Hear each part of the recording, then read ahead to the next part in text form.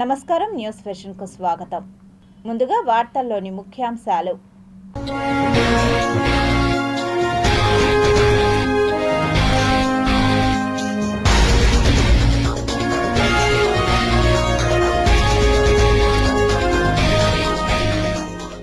ఇరాన్పై America దాడులు utter flop, టార్గెట్ను కొట్టలేదంటూ intelligence report.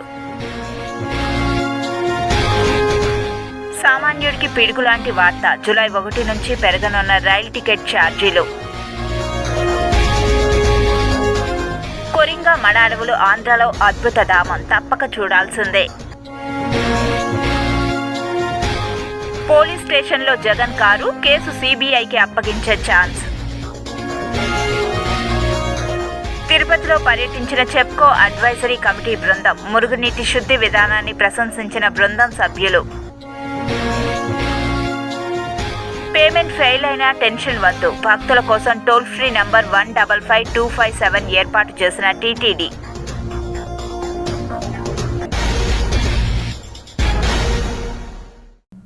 YCP అధినేత మాజీ సీఎం జగన్ తప్పు మీద తప్పు చేస్తున్నారా? 2029 ఎన్నికల్లో అధికారంలోకి వచ్చేందుకు వేస్తున్న స్కెచ్ రివర్స్ అవుతుందా? జగన్ వేసిన త్రిశూల వ్యూహం ఎందుకు ఫెయిల్ అయింది? వైసీపీ నేతలకు పోలీసులు నోటీసులు ఇచ్చారా? జగన్ని కూడా విచారిస్తారా? లేకుంటే ఈ కేసు సిబిఐకి అప్పగిస్తారా? ఇదే చర్చ ఏపీలో జోరుగా సాగుతోంది. జగన్ వేసే ప్రతి అడుగును ప్రభుత్వం క్షుణ్ణంగా గమనిస్తోంది. పల్నాడు టూర్ ఎపిసోడ్ వ్యవహారంలో సింగయ్య మృతి కేసు జగన్ మెడకు చుట్టుకుంటోంది. ఈ కేసులో వైసీపీ రోజుకో వాదన తెరపైకి తీసుకురావడంతో ఈ కేసును సిబిఐకి ఇస్తే ఎలా ఉంటుందనే ఆలోచన చేస్తోంది చంద్రబాబు సర్కార్. అదే జరిగితే జగన్తో పాటు ఆ పార్టీ నేతలు అరెస్టు కావడం ఖాయమని అంటున్నారు. జగన్ టీం ఆలోచనలు వేరుగా ఉంటున్నాయి. తప్పు చేస్తారు, దాన్ని తప్పించుకునేందుకు రకరకాల ప్రచారం చేయిస్తారు. వైఎస్ వివేకానంద హత్య కేసులో అదే చేశారు. తొలుత వివేకానంద గుండెపోటుతో మృతి చెందారని ప్రచారం చేయించారు. ఆ తర్వాత ఫ్యామిలీ కలహాల వల్ల ఇదంతా జరిగిందని చెప్పుకొచ్చారు. చివరకు నారాసుర రక్త చరిత్ర అంటూ ప్రచారం చేసింది వైసీపీ సక్సెస్ అయింది. పల్నాడు టూర్లో జగన్ వాహనం కింద పడి మృతి చెందిన సింగయ్య కేసుకి అలాంటి ప్రయత్నం చేస్తోందట జగన్ అనుకో. జగన్ వాహనం ఢీకొని ఓ వ్యక్తి చనిపోయారని వైసీపీ నేతలకు తెలుసు. దీని నుంచి జగన్ను తప్పించుకునేందుకు రకరకాల స్కెచ్లు వేసింది.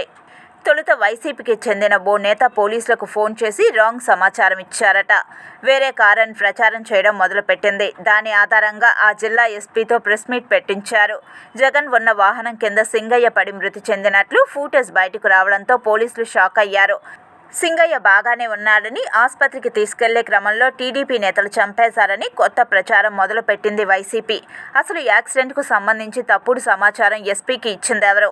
ఇచ్చిన పోలీసులు వైసీపీకి అనుకూలంగా పనిచేస్తున్నారని అంటున్నారు. ప్రస్తుతం విచారణలో ఆయా విషయాలు తేలనున్నాయి. వాహనం కింద పడిపోయిన వ్యక్తిని అలా వదిలి వెళ్లిపోవడం అంతకంటే పెద్ద నేరమని అంటున్నారు. తప్పులు వైసీపీ చేసి ఎదుటి వారిపై నెట్టేయడం వారికి వెన్నతో పెట్టిన విద్యగా చెబుతున్నారు టీడీపీ నేతలు. వివేకానంద కేసు ఇదే విధంగా చేశారని అంటున్నారు. ఇలాంటి పరిస్థితుల్లో ఈ కేసును సిబిఐకి ఇస్తే ఎలా ఉంటుందనే ఆలోచన చేస్తుందట ప్రభుత్వం.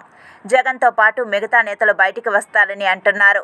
అదే జరిగితే జగన్ టూర్లకు చెక్ పడడం ఖాయమని అంటున్నారు. ఈ కేసుకు సంబంధించి జగన్కు నోటీసులు ఇచ్చేందుకు మంగళవారం సాయంత్రం పోలీసులు వైసీపీ ఆఫీసుకు వెళ్లారు. ఆయన లేకపోవడంతో ఆ పార్టీ సీనియర్ నేత లేళ్ల అప్పిరెడ్డికి నోటీసులు ఇచ్చారు. ఆ తర్వాత కారుని స్వాధీనం చేసుకుని నల్లపాడు పోలీస్ స్టేషన్కి తరలించారు. లిక్కర్ కేసులో అరెస్ట్ అయిన కృష్ణమోహన్ రెడ్డి పేరుతో ఆ కారు ఉన్నట్లు తెలుస్తోంది. మొత్తానికి ఈ గండం నుంచి వైసీపీ నేతలు ఎలా బయటపడతారో చూడాలి. సామాన్యుడి నెత్తిన మరో పిడుగు పడనుంది.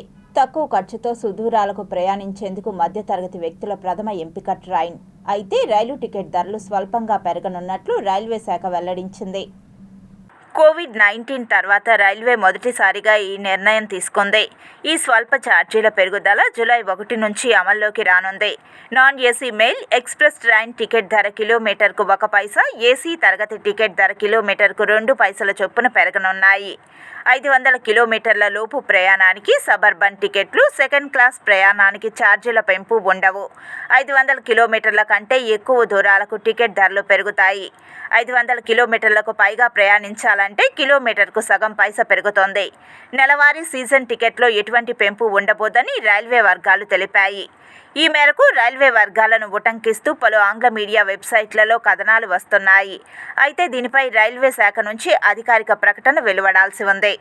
అలాగే జూలై 1 నుంచి తత్కాల్ రైలు టికెట్ బుకింగ్లకు ఆధార్ ప్రామాణీకరణ తప్పనిసరి చేస్తూ ఇండియన్ రైల్వే ఇటీవల ప్రకటన జారీ చేసిన సంగతి తెలిసిందే. రైల్వే మంత్రిత్వ శాఖ అన్ని రైల్వే జోన్లకు ఈ మార్పును అమలు చేయనుంది. తత్కాల్ పథకం ప్రయోజనాలను సామాన్యులకు అందుబాటులోకి తీసుకువచ్చేందుకే ఆధార్ ప్రామాణీకరణ తీసుకువచ్చినట్లు రైల్వే శాఖ తెలియజేసింది.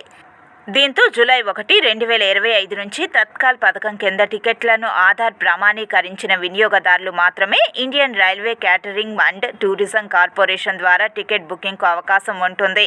జూలై 15న ప్రయాణికులు తత్కాల్ టికెట్లను బుక్ చేసుకునేటప్పుడు ఆధార్ ఆధారిత ఓటీపీ ప్రామాణీకరణ దశ అమల్లోకి వస్తుందని, ప్రయాణికులు విధిగా దీనిని పూర్తి చేయాల్సి ఉంటుందని మంత్రిత్వ శాఖ ప్రకటించింది. కొత్త మార్గదర్శకాల ద్వారా భారతీయ రైల్వేల అధీకృత బుకింగ్ ఏజెంట్ల తత్కాల్ టికెట్ రిజర్వేషన్లపై పరిమితులను విధించినట్లయింది. ఏసీ క్లాస్ బుకింగ్లకు ఉదయం 10 గంటల నుంచి 10 గంటల 30 నిమిషాల వరకు, నాన్ ఏసీ క్లాస్ బుకింగ్లకు ఉదయం 11 గంటల నుంచి 11 గంటల 30 నిమిషాల వరకు అవకాశం ఉంటుంది. Railway information systems centre (IRCTC) ఈ రెండింటినీ అవసరమైన సిస్టమ్ మార్పులు చేయాలని, ఈ మార్పులను అన్ని జోనల్ రైల్వే డివిజన్లకు తెలియజేయాలని రైల్వే మంత్రిత్వ శాఖ ఆదేశించింది. ఈ చొరవ ప్రయాణికుల కోసం తత్కాల్ రిజర్వేషన్ ప్రక్రియను క్రమబద్ధీకరించడానికి ఈ ప్రక్రియను తీసుకువచ్చింది. జూలై 1 నుంచి ఈ మార్పు అమల్లోకి రానుంది. అదే రోజు నుంచి టికెట్ ధరల పెంపు కూడా అమల్లోకి రానున్నట్లు రైల్వే వర్గాలు తెలిపాయి. పీజీఆర్ఎస్ పెండింగ్ వినతులపై దృష్టి సారించాలని జిల్లా కలెక్టర్ డాక్టర్ ఎస్. వెంకటేశ్వర్ అధికారులను ఆదేశించారు. తిరుపతి జిల్లా కలెక్టరేట్లోని వీడియో కాన్ఫరెన్స్ హాల్ నుంచి జిల్లా, డివిజన్, మండల స్థాయి అధికారులతో డిఆర్ఓ నరసింహులతో కలిసి కలెక్టర్ సమీక్ష నిర్వహించారు. ఈ సందర్భంగా జిల్లా కలెక్టర్ మాట్లాడుతూ ప్రజా సమస్యల పరిష్కార వేదికలో ప్రజల నుంచి స్వీకరించిన అర్జీలలో పెండింగ్లో ఉన్న అర్జీలను సకాలంలో పరిష్కరించేందుకు సంబంధిత అధికారులు ప్రత్యేక దృష్టి సారించాలన్నారు. ప్రతి అర్జీని నిర్ణీత గడువు లోపల అర్జీదారుడు సంతృప్తి చెందేలా పరిష్కరించాల్సి ఉంటుందన్నారు. ప్రతి అర్జీని ఆమూలాగ్రం పరిశీలించి నాణ్యతతో వారి సమస్యలను పరిష్కరించాల్సిన అవసరం అధికారులపై ఉందన్నారు. సమస్యల పరిష్కారంపై అర్జీదారుల నుంచి నేరుగా ప్రభుత్వం ఫీడ్బ్యాక్ను సేకరిస్తుందని, ఈ అంశాన్ని ప్రతి ఒక్కరూ గమనించి చిత్తశుద్ధితో అర్జీలను పరిష్కరించాలన్నారు.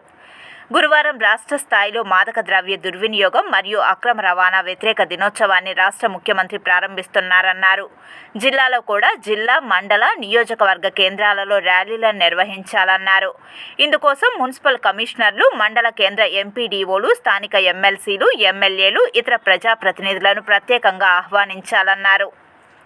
అలాగే జిల్లా, నియోజకవర్గ, మండల స్థాయిలలో సంబంధిత ఎన్జీఓలను సైతం ర్యాలీలో భాగస్థులుగా చేయాలన్నారు. ఈ కార్యక్రమాన్ని గురువారం సాయంత్రం 4:30 నుంచి 5:30 వరకు నిర్వహించాలన్నారు. ఈ ర్యాలీలో 10వ తరగతి, ఇంటర్మీడియట్ విద్యార్థులు, మహిళలు పెద్ద ఎత్తున పాల్గొనేలా చూడాలన్నారు. ఈ ర్యాలీలో మాదక ద్రవ్య దుర్వినియోగం మరియు అక్రమ రవాణా వ్యతిరేక నినాదాలను చేస్తూ ప్లకార్డులను ఉపయోగిస్తూ నిర్వహించాలన్నారు. ఇందుకు సంబంధించి పోలీస్, ఎక్సైజ్ శాఖల వారు బ్యానర్లు, ఫ్లెక్సీలు, ఇతర సామాగ్రిని సమకూరుస్తారన్నారు. ఈ కార్యక్రమంలో ఐసీడీఎస్, DRDA, ఎక్సైజ్, ఆరోగ్య శాఖల సిబ్బంది పాల్గొనాలన్నారు. అలాగే మండల స్థాయిలో ఎంపీడీఓలు, ఎస్ఐ, సిఐలు, సిడిపిఓలు, వెలుగు సీసీలు, ఎక్సైజ్ ఇన్స్పెక్టర్లు, ఎంఈఓలు పాల్గొనాలన్నారు. ఈ ర్యాలీలో తప్పనిసరిగా పోలీస్ బ్యాండ్ ఉండాలన్నారు. ర్యాలీ అనంతరం సభ నిర్వహించి మాదక ద్రవ్య దుర్వినియోగం మరియు అక్రమ రవాణా వల్ల కలిగే పర్యవసానాల గురించి తెలియజెప్పి కార్యక్రమంలో హాజరైన వారితో సంబంధిత ప్రతిజ్ఞను కూడా చేయించాలన్నారు. ఈ కార్యక్రమంలో కలెక్టరేట్లోని జిల్లా అధికారులు, జిల్లాలోని ఆర్డీఓలు, మున్సిపల్ కమిషనర్లు, మండల అధికారులు తదితరులు పాల్గొన్నారు. తిరుపతి నగరంలో భూగర్భ డ్రైనేజీ సమస్యల పరిష్కారం కోసం ఢిల్లీ నుంచి తిరుపతికి వచ్చిన కేంద్ర ప్రభుత్వ ప్రజారోగ్య, పర్యావరణ ఇంజనీరింగ్ సంస్థ అడ్వైజరీ కమిటీ ప్రతినిధులు బుధవారం ఉదయం నగరపాలక సంస్థ కమిషనర్ ఎన్. మౌర్యతో కలిసి పలు ప్రాంతాల్లో పర్యటించారు. అమృత్లో భాగంగా యూజీడీ నెట్వర్క్ ప్రధాన పైప్లైన్, మెయిన్లైన్ సమస్యలను పరిష్కరించేందుకు ఢిల్లీ నుంచి ministry of housing, urban affairs and అమృత్లోని చెప్కో విభాగం అడ్వైజరీ కమిటీ సభ్యురాలైన చౌరాసియా అమిత్లు తిరుపతికి చేరుకున్నారు. బుధవారం ఉదయం భూగర్భ డ్రైనేజీ యూజీడీ నెట్వర్క్ ప్రధాన సమస్యగా ఉన్న రేణిగుంట రోడ్డులో భూమిలోకి కుంగిన ప్రాంతాన్ని పరిశీలించారు. ప్రధాన పైప్లైన్ చాలా కాలం క్రితం ఏర్పాటు చేశారని, ప్రధానంగా ఉన్న సమస్యలను తదితర విషయాలను కమిషనర్ అడ్వైజరీ కమిటీ బృందానికి వివరించారు. అనంతరం సభ్యులు నెట్వర్క్ ప్రాబ్లం ఉన్న అన్ని ప్రాంతాల్లో పరిశీలించి సమస్య పరిష్కారం కొరకు చేయాల్సిన ఏర్పాట్లపై నగరపాలక సంస్థ ఇంజనీరింగ్ అధికారులతో చర్చించారు. అలాగే తూకివాకం వద్దనున్న మురుగునీటి శుద్ధి కేంద్రాన్ని పరిశీలించారు. నగరం నుండి మురుగునీరు వస్తున్న విధానం, శుద్ధి చేయడం, పరీక్షలు చేసిన అనంతరం నీటిని తిరిగి వినియోగించే విధానాన్ని అడిగి తెలుసుకున్నారు. ఈ మురుగునీటి శుద్ధి విధానాన్ని ఇంజనీరింగ్ అధికారులు వివరించారు. ఇక్కడ శుద్ధి చేసిన నీటిని 2 విధాలుగా వినియోగిస్తామని తెలిపారు. శుద్ధి చేసిన నీటిని కొంత భాగం ల్యాంకో ఫ్యాక్టరీకి, కొంత నీటిని చుట్టుపక్కల ఉన్న వ్యవసాయ భూములకు వినియోగించడం జరుగుతుందని తెలిపారు. ఈ సందర్భంగా కమిటీ సభ్యులు రైతులతో మాట్లాడి పలు విషయాలు తెలుసుకున్నారు. మురుగునీటి శుద్ధి విధానం బాగుందని, ఈ మొత్తం విధానాన్ని డాక్యుమెంట్ రూపంలో రూపొందించాలని అధికారులకు సూచించారు. అడ్వైజరీ కమిటీ వెంట superintendent engineer Shyam Sundar, municipal engineer Gomathi, DE Ramana, AE Shilpa, Mastan తదితరులు ఉన్నారు. స్మార్ట్ సిటీ నిధులతో మంజూరు కాబడిన పనులు, పురోగతిలో ఉన్న పనులను పూర్తి చేయాలని స్మార్ట్ సిటీ చైర్మన్ మరియు జిల్లా కలెక్టర్ డాక్టర్ ఎస్ వెంకటేశ్వర్ అధికారులను ఆదేశించారు.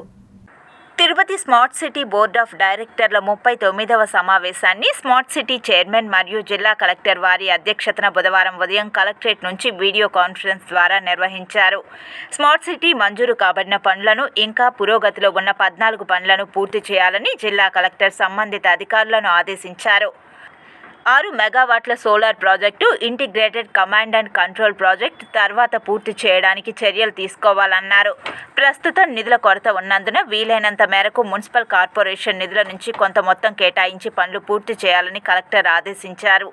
ఈ సమావేశంలో స్మార్ట్ సిటీ డైరెక్టర్లైన సీఈఓ మరియు MD M Maurya, SP Harshavardhan Raju, engineer in chief Prabhakar Rao, independent directors doctor Ramachandra Reddy, doctor Ramasri, engineering అధికారులు, స్మార్ట్ సిటీ అధికారులు పాల్గొన్నారు.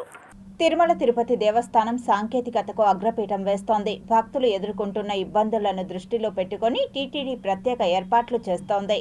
తిరుమల దేవస్థాన దర్శనం అంటే ఎన్నో కోరికలు, ఎన్నో ఆశల మధ్య జరిగే ఓ భక్తి ప్రయాణం.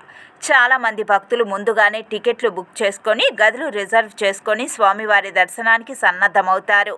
ఈ ఆన్లైన్ యుగంలో భక్తుల సంఖ్యతో పాటు ఆన్లైన్ లావాదేవీలు కూడా విపరీతంగా పెరిగిపోయాయి.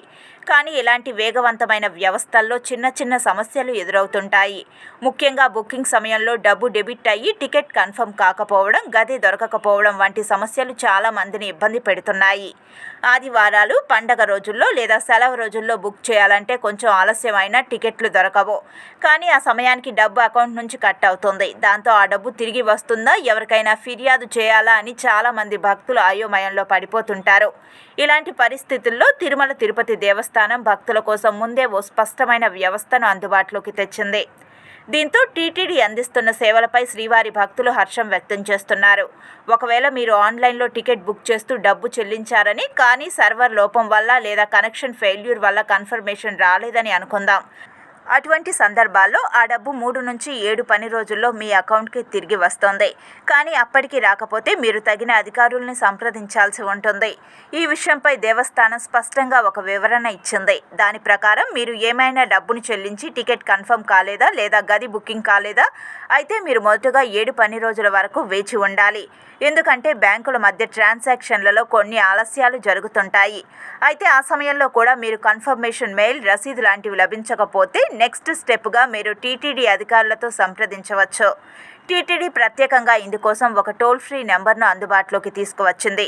24 గంటలు పనిచేసే ఈ నెంబర్ ద్వారా మీరు ఎప్పుడైనా కాల్ చేసి మీ సమస్య వివరించవచ్చు. ఈ టోల్ ఫ్రీ నెంబర్ 155257. ఈ టోల్ ఫ్రీ నెంబర్ ద్వారా ఎలాంటి సమస్య అయినా సరైన మార్గదర్శనం ఇస్తారు. అంతేకాకుండా డబ్బు రాకపోయినా లేదా తిరిగి క్రెడిట్ కాకుండా ఆలస్యం జరుగుతున్న అనుమానం ఉంటే నేరుగా refundservices@tirumala.org అనే మెయిల్ ఐడికి మెయిల్ చేయవచ్చు. మెయిల్లో మీరు ట్రాన్సాక్షన్ వివరాలు, డేట్, సమయం, బ్యాంకు పేరు, ట్రాన్సాక్షన్ ఐడి వంటి వివరాలు స్పష్టంగా ఇవ్వాలి. దీని ద్వారా అధికారులు మీ అంశాన్ని త్వరగా గుర్తించి పరిష్కరించగలుగుతారు. ఇంకా ఒక ప్రత్యేక హెల్ప్ లైన్ నెంబర్ను కూడా టీటీడీ అందిస్తోంది. అది 08772264 590. ఇది తిరుమలకు శ్రీవారి భక్తుల పాలిట ఒక వరంగా చెప్పవచ్చు. ఉదయం నుంచి సాయంత్రం వరకు పనిచేసే ఈ నెంబర్ ద్వారా మీరు సంబంధిత అధికారులను చేరుకోవచ్చు. ఈ విధంగా మీరు టెన్షన్ పడకుండా తగిన సమాచారం ఉన్నట్లయితే సమస్యను చాలా ఈజీగా పరిష్కరించుకోవచ్చు. టీటీడీ భక్తుల సౌకర్యానికి అధిక ప్రాధాన్యత ఇస్తోంది. ఎవరి డబ్బు వృధా కాకూడదనే నమ్మకంతో వీటిని అమలు చేస్తోంది. ఇవన్నీ తెలిసిన తర్వాత ఇకపై తిరుమల ఆన్లైన్ బుకింగ్లో ఏ చిన్న సమస్య వచ్చినా భయపడాల్సిన పని లేదు. మీరు చెల్లించిన ప్రతి రూపాయి విలువైనదని టీటీడీ నమ్ముతోంది. అందుకే ఇలా ముందస్తుగా తగిన పరిష్కారాలను సిద్ధం చేసింది. భక్తులందరికీ ఈ సమాచారం తెలిసి ఉంటే ఇక ఆన్లైన్ బుకింగ్ వల్ల కలిగే అసౌకర్యాలు ఉండవు. మీ డబ్బు ఆన్లైన్ సమస్య ద్వారా కట్ అయినా టీటీడీ తీసుకున్న ప్రత్యేక చర్యతో మీ డబ్బు చెంతకు చేరడం ఖాయం. దేశంలో మోడీ పాలన ఎమర్జెన్సీని తలపిస్తుందని కాంగ్రెస్ వాదించడాన్ని బీజేపీ తప్పుపడుతోందని బీజేపీ జాతీయ అధికార ప్రతినిధి లోక్సభ సభ్యురాలు అపరాజిత సారంగి ధ్వజమెత్తారు. దేశాన్ని చీకట్లోకి నెట్టివేసి ఎమర్జెన్సీ విధించి 50 సంవత్సరాలు పూర్తయిన సందర్భంగా అనే అంశంపై తిరుపతిలో బీజేపీ ఆధ్వర్యంలో జరిగిన మేధావుల సదస్సుకు ముఖ్య అతిథిగా పార్లమెంట్ సభ్యురాలు, కేరళ బీజేపీ కో ఇన్ఛార్జ్ అపరాజిత సారంగి హాజరై ప్రసంగించారు. భారతదేశంలో 1975-77 మధ్య కాలంలో 21 నెలల పాటు రాజ్యాంగ ఉల్లంఘన జరిగిందని ఆరోపించారు. 50 ఏళ్ల క్రితం దేశంలో అత్యవసర పరిస్థితి నెలకొందని, అందుకు కారణం అప్పటి ప్రధాని ఇందిరాగాంధీ ఏకపక్ష నిర్ణయాలేనని ఆమె పేర్కొన్నారు. దేశంలో ఎన్నికలను నిలిపివేసి పౌర హక్కులను కాలరాస్తూ రాజ్యాంగ వ్యతిరేక విధానాలను అప్పటి ప్రధాని ఇందిరాగాంధీ అవలంబించారని ఆరోపించారు. ఎమర్జెన్సీలో రాజకీయ ప్రత్యర్థులైన జయప్రకాష్ నారాయణ లాంటి ఆదర్శవంతమైన నాయకులను సైతం జైల్లో పెట్టించారని గుర్తు చేశారు. పత్రికలపై నిషేధాలు విధించారని చెప్పుకొచ్చారు. ప్రస్తుతం మోడీ పాలనా విధానాల వలన ప్రపంచంలోనే అతిపెద్ద ప్రజాస్వామ్య దేశంగా భారత్ వెలుగొందుతూ గ్లోబల్ ఎకానమీలో 4వ స్థానంలో నిలిచిందని తెలిపారు. కాంగ్రెస్ పార్టీ హయాంలో 13వ స్థానంలో ఉన్న ఎకానమీ నేడు 4వ స్థానానికి చేరిందని, కేంద్రంలోని మోడీ ప్రభుత్వ పారదర్శక విధానం వల్ల దేశం అభివృద్ధి బాటలో పయనిస్తుందని పేర్కొన్నారు. And took his orders on that plain white paper, which was not her letterhead, about the emergency that she wanted to clamp on the country. She clamped emergency. Thereafter, after taking the orders of the president, the then president, on a plain white paper. And she said there was internal disturbance within the country and that is why we need to have emergency.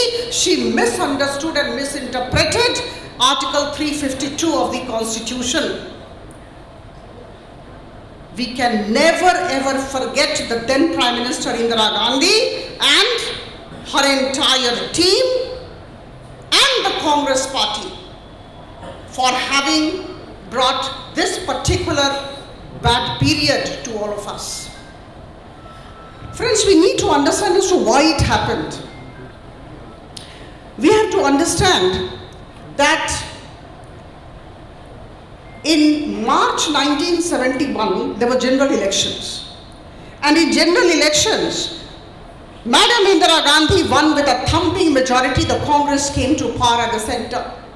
Shri Padmavati మహిళా విశ్వవిద్యాలయంలో MBA విభాగంలో professor Vijayalakshmi ఆధ్వర్యంలో Tally prime అనే అంశంపై Saveri seminar హాల్లో workshop నిర్వహించారు.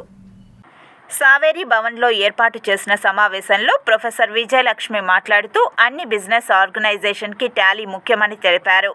దీని ద్వారా అకౌంటింగ్ విధానం చాలా సులభతరమని మరియు టాలీలో జీఎస్టీని కూడా ఇన్క్లూడ్ చేసి ఉండడం వల్ల వాడుకకు చాలా సులభమని, యూజర్ ఫ్రెండ్లీ అని తెలిపారు. ఇది విద్యార్థినులకు వారి భవిష్యత్తులో చాలా ఉపయోగకరమని తెలిపారు.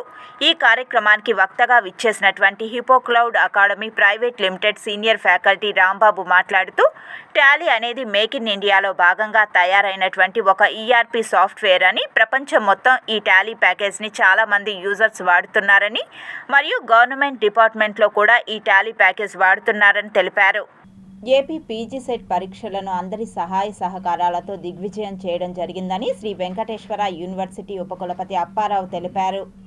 ఎస్వి యూనివర్సిటీలోని వీసీ ఛాంబర్లో ఏర్పాటు చేసిన విలేకరుల సమావేశంలో వీసీ అప్పారావు మీడియాతో మాట్లాడుతూ మానవ వనరుల అభివృద్ధి శాఖ మంత్రి నారా లోకేష్ శ్రీ వెంకటేశ్వర యూనివర్సిటీకి అప్పగించిన బాధ్యతలు దిగ్విజయంగా పూర్తి చేయడం పట్ల ఆయన ట్వీట్ ద్వారా అభినందించడం జరిగిందని తెలిపారు.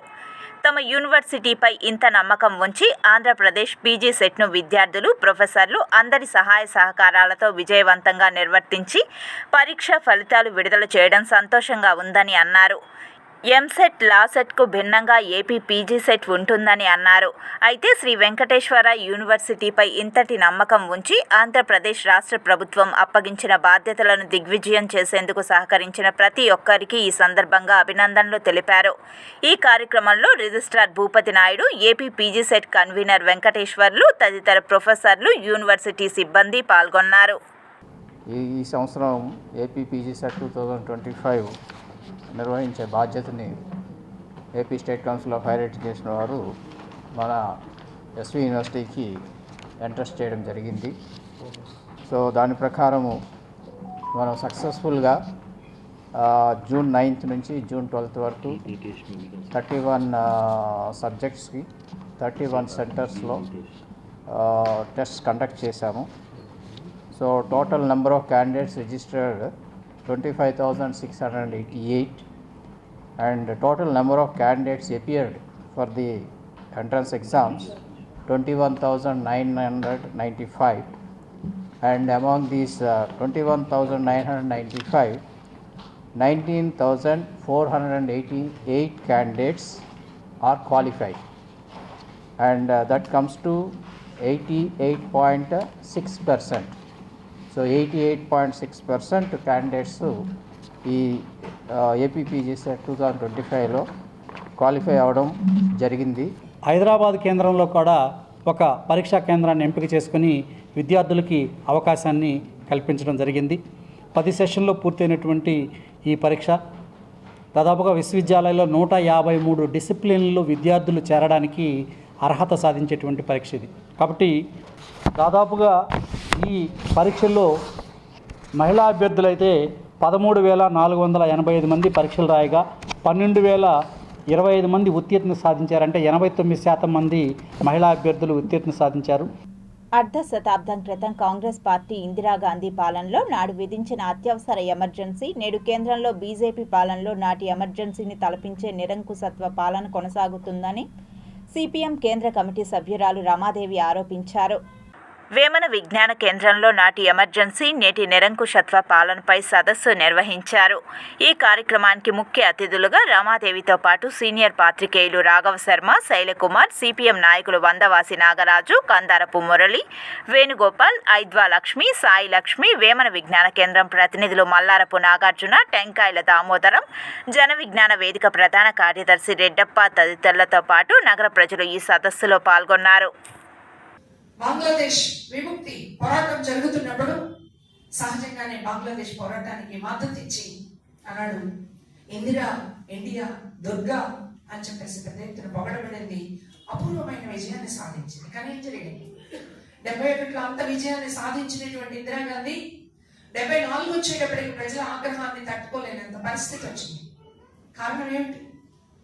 కారణం ఒకటే, ప్రజల్లో అప్పటిదాకా కాంగ్రెస్ స్వాతంత్రం తీసుకొచ్చినటువంటి కాంగ్రెస్ ఏ స్వాతంత్ర కాంక్షతో అయితే ప్రజలు ఉద్యమించారో ఆ స్వాతంత్ర కాంక్షలు నెరవేర్తాయని ఆశించారు.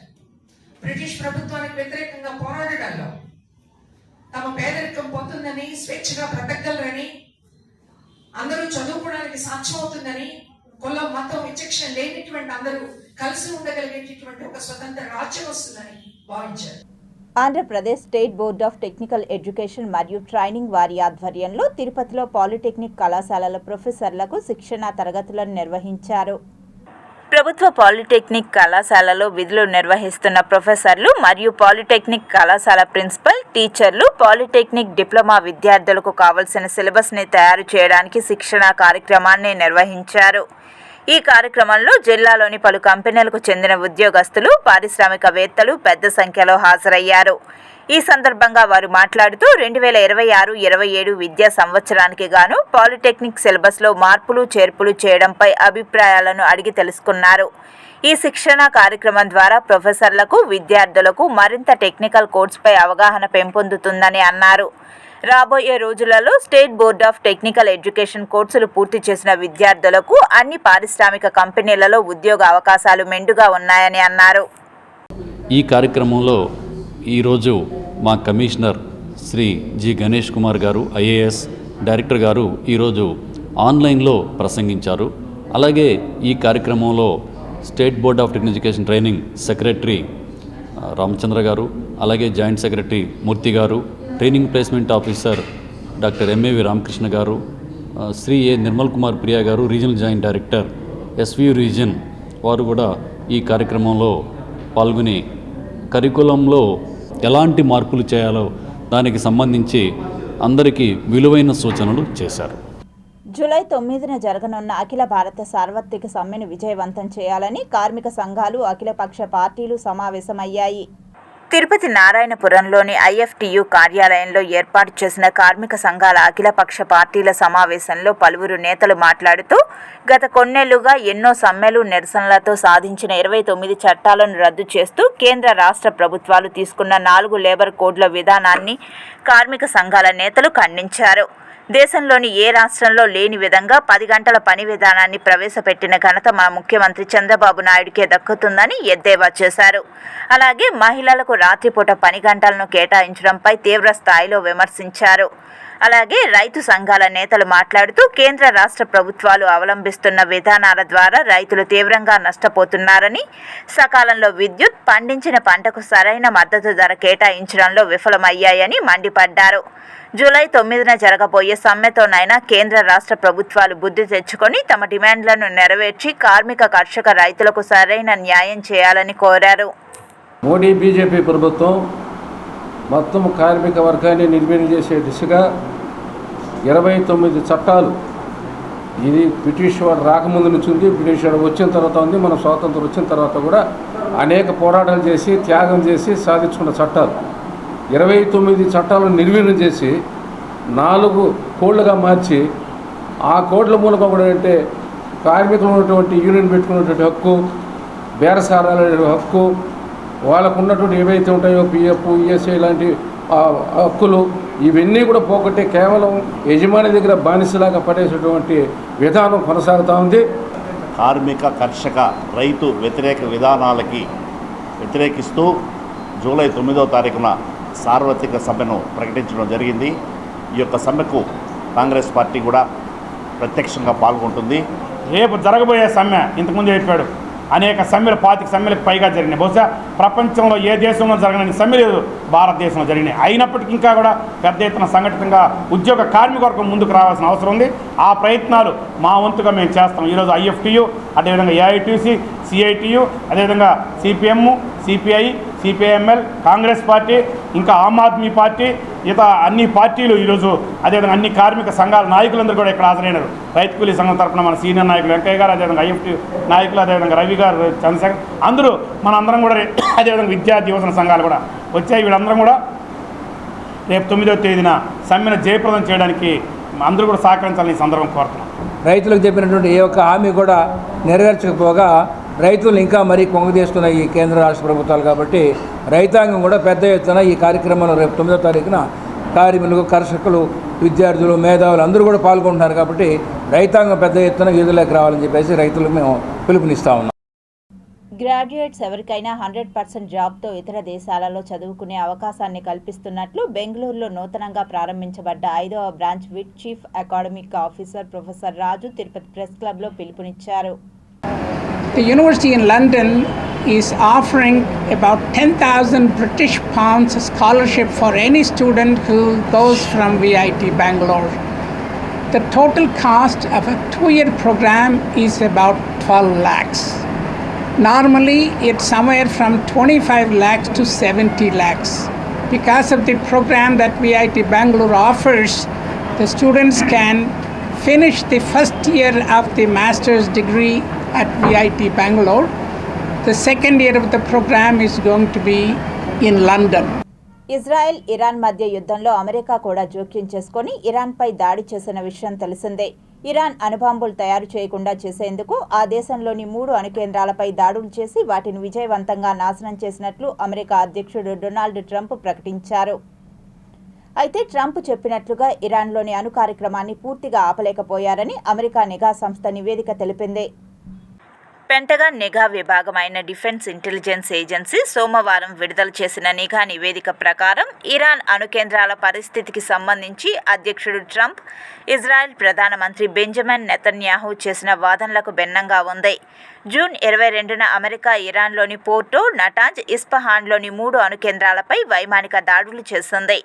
ఈ కేంద్రాలను అణుబాంబును అభివృద్ధి చేయడానికి రహస్యంగా ఉపయోగిస్తున్నారని అమెరికా, ఇజ్రాయెల్ ఆరోపించాయి. అయితే ఫోర్డో, నటాంజ్, ఇస్ఫహాన్ అణు కేంద్రాలపై జరిగిన దాడులు గణనీయమైన నష్టాన్ని కలిగించినప్పటికీ అవి పూర్తిగా నాశనం కాలేదని నివేదిక వెల్లడించింది. దాడుల అంచనా గురించి తెలిసిన 2 వ్యక్తులు ఈ విషయాన్ని వెల్లడించారు. ఇరాన్ వద్ద ఉన్న సుసంపన్నమైన యురేనియం నిల్వలు నాశనం కాలేదని అన్నారు.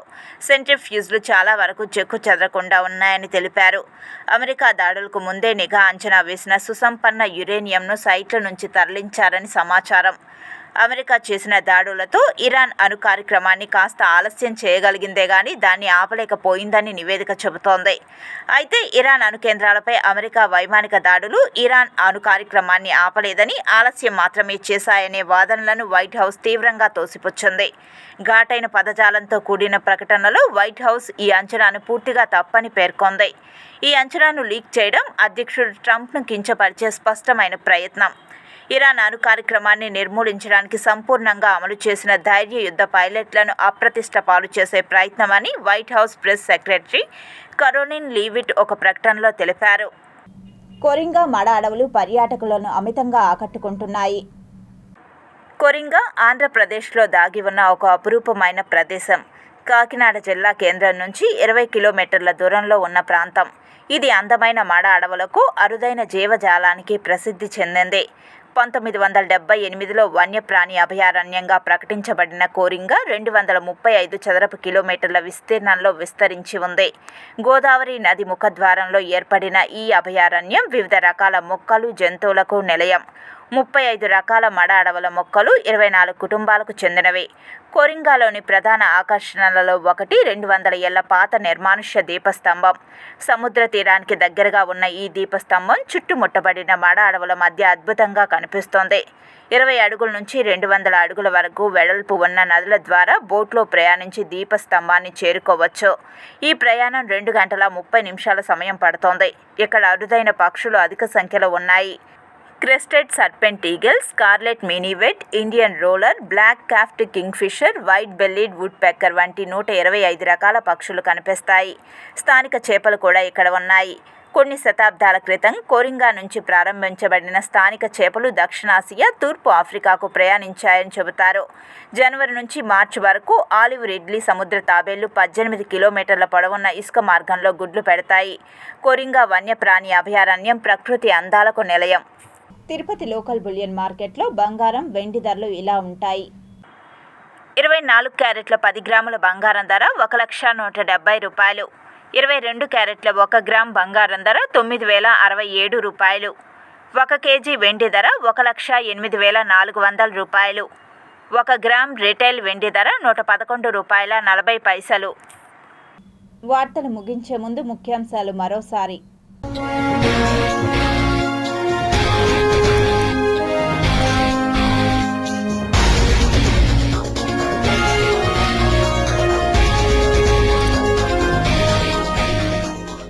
ఇరాన్పై అమెరికా దాడులు అట్టర్ ఫ్లాప్, టార్గెట్ను కొట్టలేదంటూ ఇంటెలిజెన్స్ రిపోర్టు. సామాన్యుడికి పిడుగులాంటి వార్త, జూలై 1 నుంచి పెరగనున్న రైలు టికెట్ ఛార్జీలు. కొరింగా మడ అడవులు ఆంధ్రలో అద్భుత ధామం, తప్పక చూడాల్సిందే. పోలీస్ స్టేషన్లో జగన్ కారు, కేసు సిబిఐకి అప్పగించే ఛాన్స్. తిరుపతిలో పర్యటించిన చెప్కో అడ్వైజరీ కమిటీ బృందం, మురుగునీటి శుద్ధి విధానాన్ని ప్రశంసించిన బృందం సభ్యులు. పేమెంట్ ఫెయిల్ అయినా టెన్షన్ వద్దు, భక్తుల కోసం టోల్ ఫ్రీ నంబర్ 155257 ఏర్పాటు చేసిన టీటీడీ.